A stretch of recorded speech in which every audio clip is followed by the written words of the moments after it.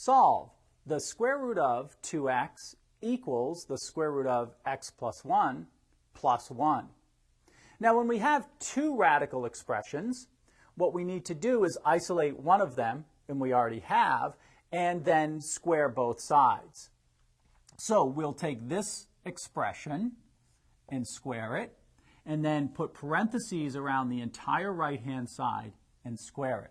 Now, the square root of 2x squared is 2x. On the right-hand side, we have a binomial squared. So we have the square root of x plus 1 squared. Well, the square root of x plus 1 squared is x plus 1.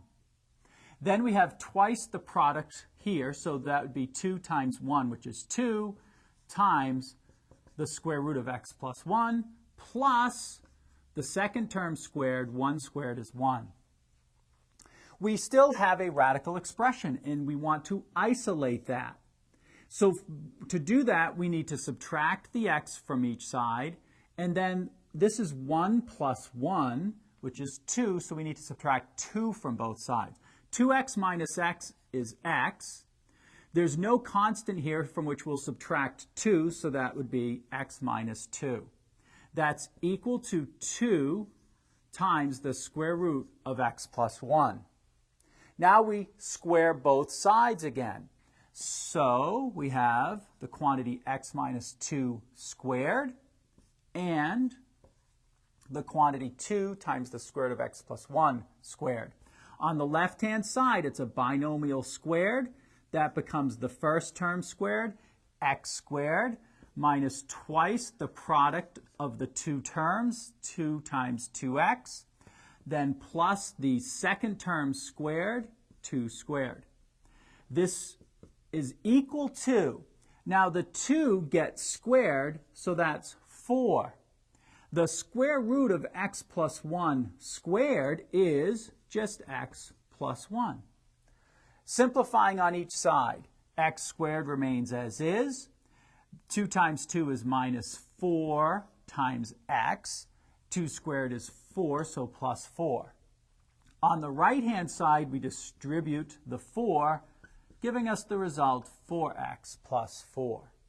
Since it's a quadratic equation, the x squared, we need to combine everything on one side, so let's subtract 4x and subtract 4 from both sides.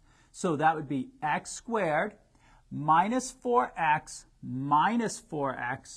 is minus 8x.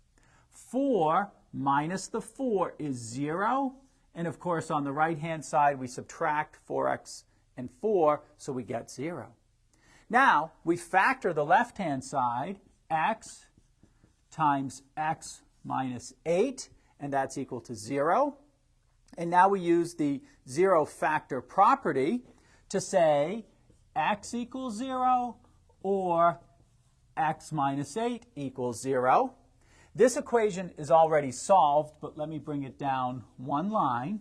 So we have x equals 0, or in this equation we add 8 to both sides, giving us the result x equals 8. And now, because it's a radical equation, we need to check both of these answers. So let's do that. We'll start with checking x equals 0. We need to substitute that into the original equation, which is the square root of 2x equals the square root of x plus 1 plus 1.